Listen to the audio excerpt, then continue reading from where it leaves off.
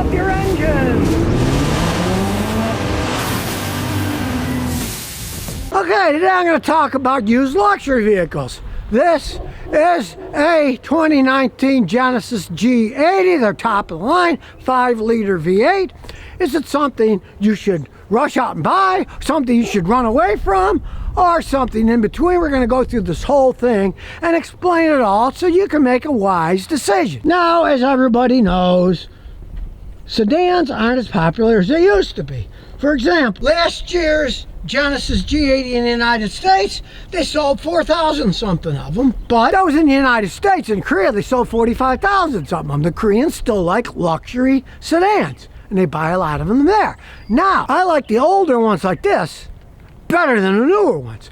This is a 5-liter V8, and this guy had a previous one with the 6-cylinder, which he wanted more power, so he got rid of that and bought this. So he got a used luxury car with a V8 engine for $17,000. Okay? Now, is it a mistake? Is it not a mistake? We're going to analyze it all. We'll start with the engine. Being a 2019, it had the option of a V8, which is what this has. And they are well-made, solid V8 engines. It now has 120,000 miles. It doesn't burn oil. These are very solid engines. They're well built, and it is a V8 engine. It's got a lot of power, 420 horsepower, and it is not turbocharged. It's going to last a long time.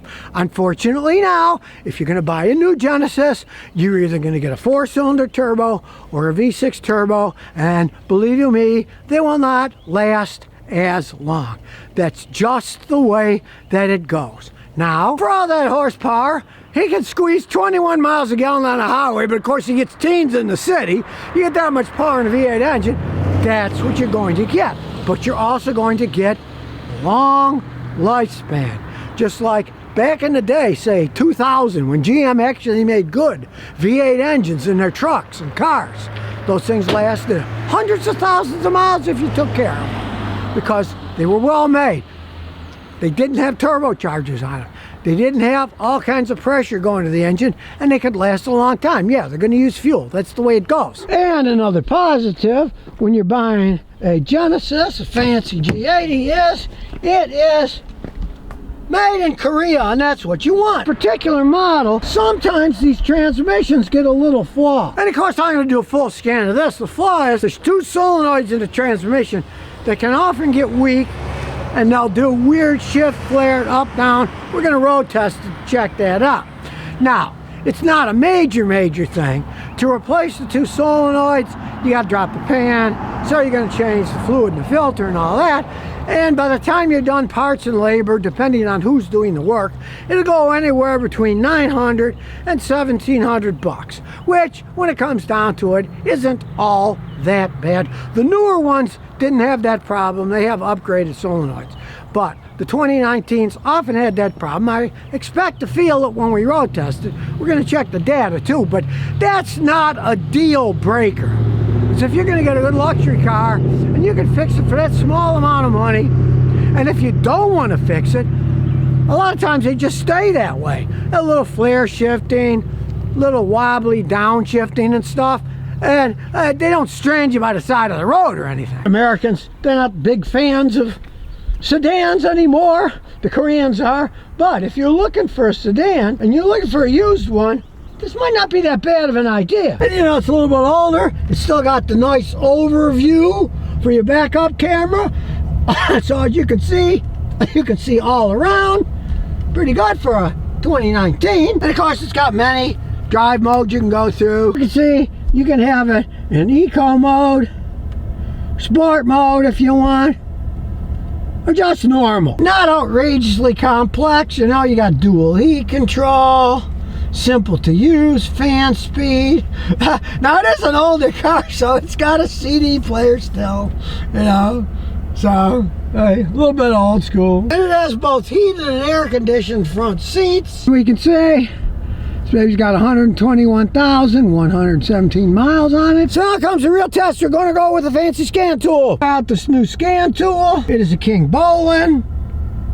And if you're curious, it is a K8 Pro. We will do an intelligent diagnosis. You're supposed to be able to touch it with this. It did work, but I'll take my gloves off to do it. Well, so much for this King Bolin. Don't buy this. I tried 10 times.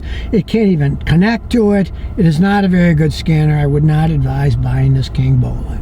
A lot of this aftermarket stuff is garbage. This particular one obviously is garbage. So it's back to the old standard. Well, you live and learn. At least you guys didn't have to buy this stupid thing. I'm the one trying it out. So here goes. Me, I'll tell. I've never had problems with this thing. Really, it's the best scan tool I ever had. Trying to check out other ones, but the other one just didn't work. Diagnostics. It just beeps, so it means it's working. See? Look, it's already doing its thing. We'll do a standalone diagnosis. At the VIN, no messing around with this machine. It actually works. This G80 2019 5-liter GDI. Gasoline direct injection. As you can see, you can do a full topology scan, so away we go. And that was fast. Okay, it's got 2 trouble codes. Occupant classification system, you know, the airbag stuff. So we'll enter the system. Down, we'll see what the code is. Ignition voltage low. Okay, at some point in time, battery was probably too low. Nobody reset it. So what we're going to do is erase code. Ignition on, engine off. No. There. Now the ignition's on and engine's off. Yes. We don't care. And the airbag system. We'll enter the system. See what that says. Airbag events. Voltage low again. Battery's low, so we'll erase that. First we got to turn it off again. Turn it back on, but not running. Erase codes. Yes. Yes. The code left is AC. So we'll enter the system and we'll see what the code is. Humidity sensor circuit open high, automatic defog. So maybe the humidity sensor's off. It's getting older. Doesn't sense the humidity as much, but he says he didn't have any problems with it. So, you know, that code won't go away. That's because there is a short in the humidity circuit that reads the humidity. Sometimes you just live with stuff like that. Let's start her up. And we will look at live data. Remember, black is good, red is bad. It's hooking itself up. All kinds of data. Black so far. We'll just keep going until we get some actual data. These things have so much information, it'll make your head spin. Battery's 86% charged. So it's not charging much now because it's already charged. Now this looks good. It's black. Intake air temperature is the right temperature. Injection time, there's 8 cylinders. They're all exactly the same. It's running like a clock. No shaking at all. It really is running like a clock. I'll give them that. This V8 engine is smooth as can be. You're looking good. Tiny bits of fuel adaptation. That's normal, gives you the fuel pressure, which of course is relatively high because this is a GDI fuel injector car. It uses a lot of pressure on the fuel injectors. And if there's a problem, you can find it on here. Rather than having to hook up a bunch of gauges and make a giant mess, get leaks, you can do it all with the little computer here. There's no ignition retarding for knock control, all 8 cylinders, because it's running perfectly. It doesn't have any problems. It shows you the value of the variable valve cam, all that information. No misfires all across the board, which I can tell by feeling it, but the computer just barely tells me what I feel is real. Transmission fluid temperature, that's right where it's supposed to be. Ignition system's all fine. There's some more camshaft position sensors. You might notice this is a little loud, because he put a racing exhaust on them himself for about 800 bucks. Most people want these things quieted. He wanted a little more noise. Go some more. Knock control 0 because it's not knocking. Well, let's look at automatic transmission data.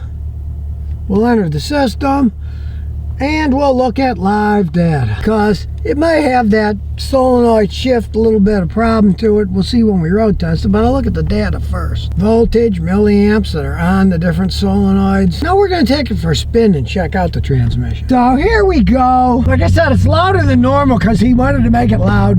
He said he might take it back. And yeah, the windshield's cracked. That happens to the best of them these days. The shifts are all pretty much normal. They haven't acted up yet. Now it still has the original struts and it's not riding bad. I can feel a little lumpiness, but I mean 120 something thousand miles. They'll be a little bit worn, but it still rides really smooth. Being a mechanic, I can just feel things. They're slightly worn, but it's nothing out of the ordinary. I changed the exhaust back first to make it quieter. It often acts up 30 to 40, so we're going to take it for a spin and see. Still pretty smooth shifting. We'll take it out here and see if we can get it to act up. All right, here we go. Lots of power. Pretty smooth shifts. But he did say it acts up more when it's cold, which is typical with those solenoids. I'm going to show him some shift smoother outer for kind of rough, shorter slippage. Lube Guard makes a great product. You can just have a little tube of it put in, and that could easily help it. As you can see after the road test, nothing came back except for that stupid code, and that's for the humidity sensor, so we really don't care about that. Now here's the Lube Guard shutter fix he's going to have installed in it, put in it, and it could easily help it. It was just a little bit, I felt. And I know when it's cold it'll be a little bit more shutter, but it's nothing to worry about, and he has no interest in spending up to $1,500-$1,600 changing solenoids when it goes as good as it does. So with this V8 non-turbo engine, this is an excellent luxury four-door car. I mean, it is a really good car. Unfortunately, like most things these days, you can't buy a new one anymore because the new ones are all turbo 4s or turbo V6s. Now, Hyundai makes decent V6 engines, but as with anything, when you start putting two turbochargers on an engine, you're straining it more, and you're going to get two things. One, you're going to get a shorter lifespan, and two, if you are an actual driver and not a machine testing gas mileage on a dynamometer, when you really drive hard, you're going to get horrible gas mileage because those turbos are just revving the engine up, and it's just going to use a lot more gasoline. That's one of the biggest fallacies of them all. You get better gas mileage with a turbocharged car only if you drive one speed on the turbo and don't drive like a normal human being does. So keep that in mind when you're buying a car if you care somewhat about gas mileage. So, you know, everybody knows I'm not a Hyundai fan. This particular one, the Genesis, it's its own brand, but it's still a Hyundai, right? This is a pretty good luxury car. If you want to get something that really is a nice car to ride around in, get a used one. You can't get the V8s and the new ones anyways. It can still last quite some time. I've seen these things with 250, 280, and they're still running pretty good because they're V8 engine, no turbocharger, and hey, they're a lot of fun to drive around. I personally wouldn't have put that noisy exhaust on it, but when you're just cruising, it's okay. He likes the noise when he accelerates, and then it goes quiet, so he didn't straight pipe it. At least it's not that loud, right? You do whatever you want with it, it's your car, but most people get a luxury car, they want quiet. So if you never want to miss another one of my new car repair videos, remember to ring that bell.